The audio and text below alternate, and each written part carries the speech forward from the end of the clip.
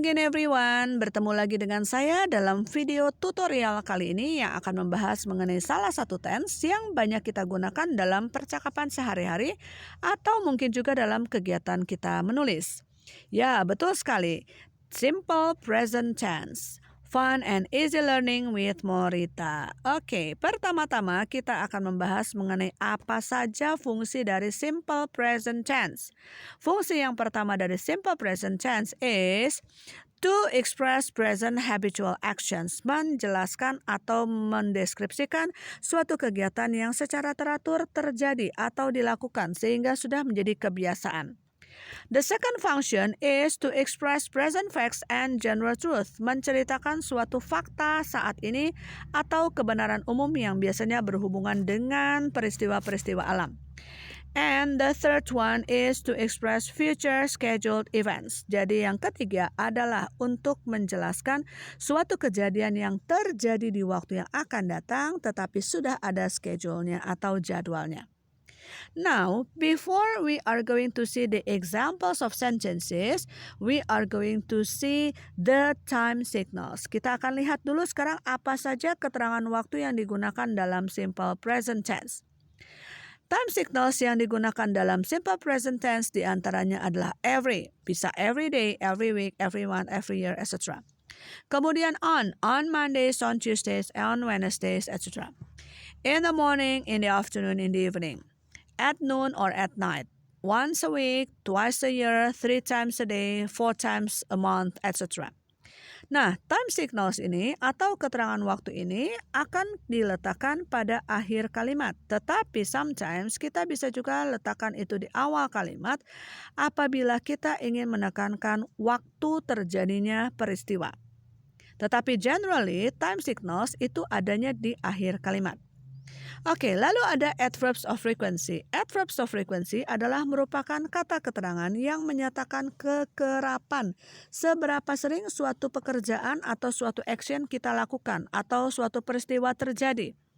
Adverbs of frequency terdiri dari always, selalu, often, sering, usually, biasanya, generally, pada umumnya, sometimes, occasionally, kadang-kadang, seldom, rarely, jarang, dan never, tidak pernah.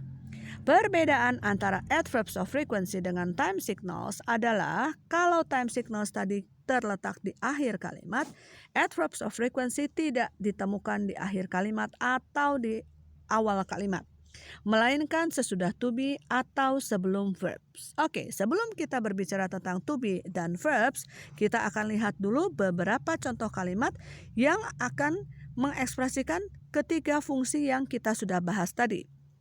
Oke, fungsi yang pertama tadi adalah to express habitual actions. Example, I wake up at 6 o'clock every morning. Saya bangun tidur pukul 6 setiap pagi. Ini adalah merupakan kebiasaan yang saya lakukan setiap pagi, yaitu bangun tidur pukul 6. The second sentence, Sally prepares breakfast for the family every day. Sally menyiapkan sarapan untuk keluarga setiap hari. Ini juga adalah merupakan sesuatu yang secara teratur dilakukan oleh Sally setiap hari, yaitu menyiapkan sarapan. Kemudian kelompok yang kedua adalah untuk mengekspresikan present facts and general truth. Examples, 1. Rice grows in Indonesia. Padi tumbuh di Indonesia. This is a present fact. The second example, the sun rises in the east and sets in the west. Matahari terbit di sebelah timur dan terbenam di sebelah barat. This is true not only here but also around the world. Dan true-nya tidak hanya sekarang tetapi juga di waktu yang lampau, sekarang, dan di waktu yang akan datang. Jadi itu yang dimaksud dengan general truth. Dia berlaku secara umum. Kemudian yang ketiga adalah to express future scheduled events. Kejadian di waktu yang akan datang tetapi sudah terschedule. Examples, the show starts at 7 p.m. tonight. Pertunjukannya akan dimulai pukul 7 nanti malam. Jadi, peristiwa pertunjukan dimulai belum terjadi. Dia akan terjadi pukul 7 nanti malam. Tetapi, action atau peristiwa ini sudah di-schedule, sudah ada jadwalnya, sehingga menggunakan simple present tense. Second example, restaurants open at 11 in the city. restoran-restoran di kota ini bukanya pukul 11. Memang jadwalnya seperti itu. Oke. Kita akan lanjutkan sekarang dengan sentence structure. Struktur kalimatnya. Ada dua kelompok besar dari sentence. Yang pertama adalah nominal sentences. Nominal sentences adalah kalimat yang tidak memiliki verbs, tidak memiliki kata kerja, karena dia tidak menceritakan suatu action, sehingga tidak ada verbsnya. Di dalam nominal sentence, kita perlu menggunakan to be. Dan saya yakin kalian sudah sangat familiar dengan to be dalam simple present tense, yaitu is, am, dan are. Oke, kita akan lihat contoh-contoh kalimatnya untuk positive statements. Saya akan bagi menjadi dua kelompok, yaitu kalimat-kalimat di mana subjeknya adalah singular atau tunggal, satu orang atau satu buah, satu ekor misalnya kalau untuk benda mati atau hewan. Kemudian satu kelompok lagi adalah apabila subjeknya plural. Let's see the examples. I am a teacher. You are a student. He is at the office.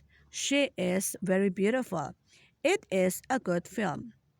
Oke, pada kalimat-kalimat ini, I memerlukan to be am. You memerlukan to be are, sedangkan he, she, it to be-nya adalah is. Sedangkan untuk kelompok yang kedua, yang plural subject adalah we are tired, you are students, they are soldiers. Jadi, untuk semua subjek yang plural, kita menggunakan to be are. Kalau kalian perhatikan mungkin di situ kenapa you ada dua di kelompok yang singular dan di kelompok plural. You yang ada di kelompok singular itu adalah kamu, sedangkan you yang di kelompok plural itu adalah kalian. So, kalau misalnya saya sedang berbicara dengan satu orang saja, misalnya A, maka ketika saya katakan you, yang saya maksud hanya satu orang yaitu si A.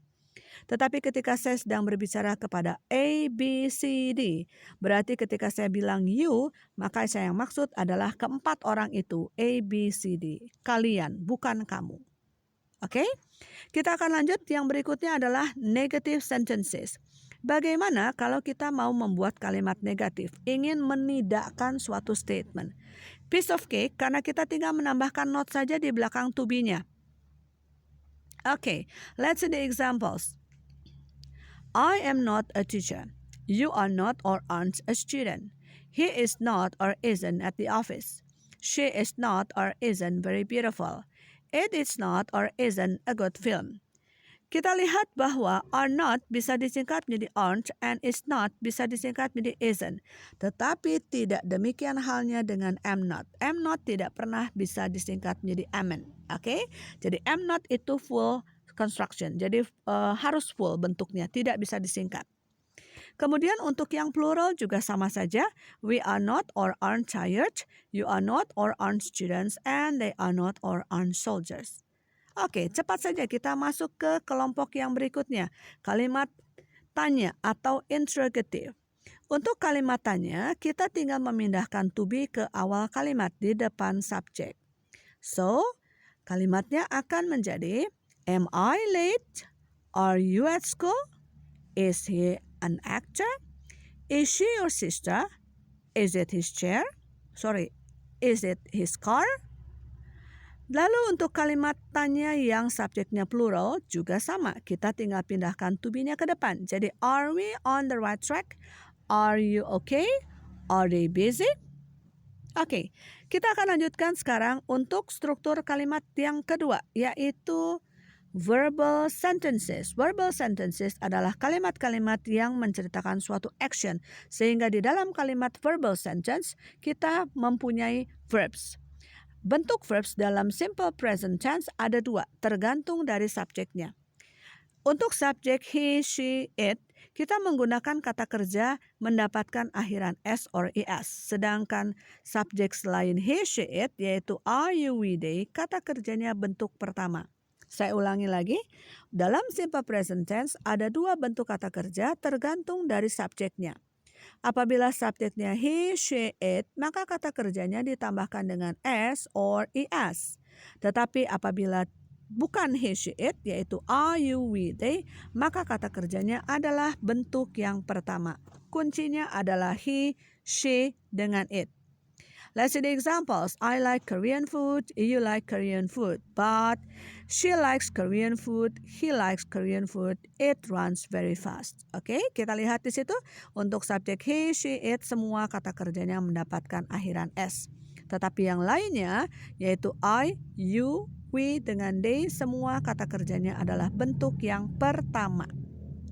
Baik, tadi disebutkan bahwa untuk subjek he, she, it, kata kerjanya ada yang mendapatkan akhiran s, ada yang mendapatkan akhiran s. So, bagaimana kita tahu kapan kita harus mendapatkan atau menambahkan akhiran s dan kapan harus menambahkan akhiran is? Don't worry, ada rules-nya, ada aturannya. Rules-nya adalah verbs ended by o, ch, sh, ss, and x, it should be followed by es. Jadi sebuah kata kerja apabila berakhiran dengan huruf-huruf o atau ch, sh, double s dengan x, itu harus mendapatkan akhiran es. Untuk subjek he, she, it ya. Kalau untuk are you with it, no problem. Tapi untuk subjek he, she, it, kata-kata kerja yang berakhiran dengan huruf-huruf ini akan mendapatkan akhiran es. Konsekuensinya, kata-kata kerja lain yang tidak berakhiran dengan huruf-huruf ini, berarti untuk subjek he, she, it tinggal ditambahkan s saja.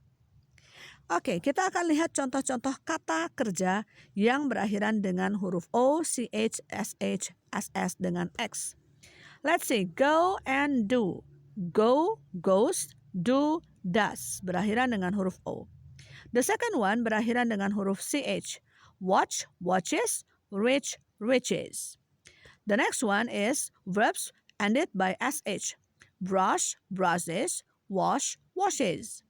The next one, verbs ended by double s. Miss, misses, kiss, kisses. And the last one, verbs followed by es, which is ended by fix, such as fix, fixes, and mix, mixes. Okay, now it's time for us to see how about if we want to make negative statements. Bagaimana sekarang kalau kita mau membuat kalimat negatif untuk verbal sentences? Kalimat negatif dalam verbal sentences membutuhkan apa yang kita sebut sebagai auxiliary verbs atau kata bantu kerja. Penggunaan kata bantu kerja atau auxiliary verbs juga depends on the subject.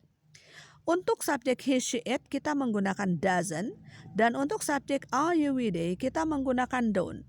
And remember, kata kerja dalam kalimat negatif untuk semua subjek itu adalah verb one. Kata kerjanya bentuk pertama, termasuk untuk subjek he, she dengan it. Now, let's see the example. I don't like Korean food. You don't like Korean food. She or he doesn't like Korean food. It doesn't run very fast. So you see, bahkan untuk subjek he, she, it, kata kerjanya kembali ke bentuk pertama karena sudah ada doesn't. Nah, sama halnya dengan yang subjeknya plural, we, you, they. Auxiliary verbs yang diperlukan adalah don't. Jadi we, you, they don't like Korean food. Ya. Now, how about interrogative sentences, kalimat tanya. Dalam kalimat tanya juga sama, kita membutuhkan auxiliary verbs. Tetapi tentu saja auxiliary verbsnya tidak bentuk negatif, melainkan bentuk positif. Dan letaknya pun kita letakkan di awal kalimat. Let's see the examples. Do I like Korean food? Do you like Korean food? Does he or does she like Korean food? Does it run fast? And the plural subject, do we like Korean food? Do you or do they like Korean food? So, once again, untuk kalimat interrogative atau kalimat tanya, kata kerjanya semuanya juga harus bentuk yang pertama. Oke. Kita akan lihat sekarang suatu contoh. Di sini adalah short passage di mana bercerita tentang my daily activities. Nah, short passage ini berisi beberapa kata kerja yang sudah saya beri tinta atau warna merah untuk menunjukkan bahwa dia adalah kata kerja dalam simple present tense. I wake up at 5 every morning. Then I take a bath and brush my teeth. After getting dressed, I prepare breakfast for my family. At 6:30, I take my daughter to school and go to work. I teach at a local college in my town. I finish my schedule at 3:30 in the afternoon. I arrive home at about 4 p.m. and then prepare dinner. Then I take a bath. We have dinner around 6 p.m. I usually read books before I go to bed at 10 or 11 at night. Oke, berikutnya kita akan lihat contoh conversation atau dialog between Mia and Adi. Hello, I'm Mia. What's your name? Hi, I'm Adi. Are you new here? Yes, I am. Where do you come from? I'm from Jakarta. Do you live with your parents? No, I live with my aunt. Do you work, Mia? Yes, I do. I go to work after class. That sounds interesting. Okay, Mia. See you in class. Okay, nice talking to you, Adi. See you. Oke, kalau kita lihat beberapa kata kerja dan struktur kalimat dalam percakapan ini semua menggunakan struktur dalam simple present tense. Now, to make sure whether you really understand about simple present tense, let's do this exercise. Let's see number 1. Blank you blank have any siblings? What's the correct form to complete the sentence? Yeah, this one. Do you have any siblings? Kita menggunakan do karena di situ subjeknya adalah you. Okay? Yes, I do. I blank come from a large family.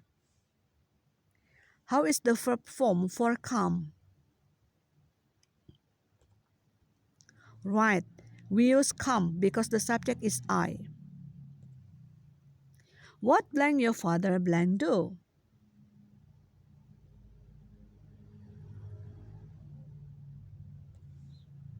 Okay, what does your father do? Kita menggunakan does karena subjeknya adalah father, he. So, auxiliary verbnya adalah does dan do-nya bentuk pertama. He be an accountant. He work for Ernst & Young.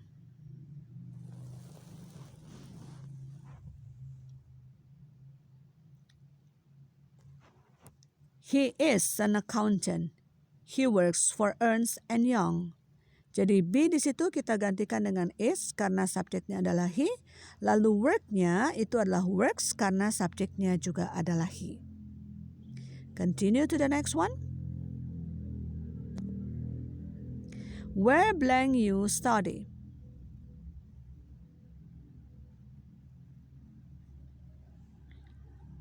Let's check your answer. Where do you study? Oke, kita menggunakan do juga karena subjeknya adalah you. I blank study at IB Kesatuan. My major be management.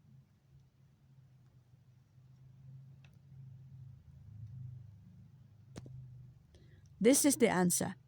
I study at IB Kesatuan. My major is management. Study bentuk pertama karena subjeknya I, kemudian be adalah is karena subjeknya adalah major, kata gantinya adalah it. The last one. How blank Anthony go to campus every day?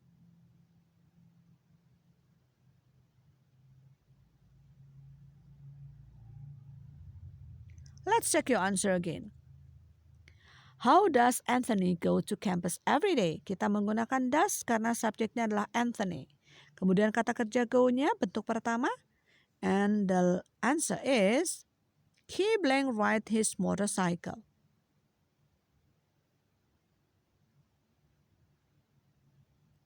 Check again your answer. Rides. He rides his motorcycle. Kita menggunakan kata kerjanya menambahkan akhiran s karena subjeknya adalah he.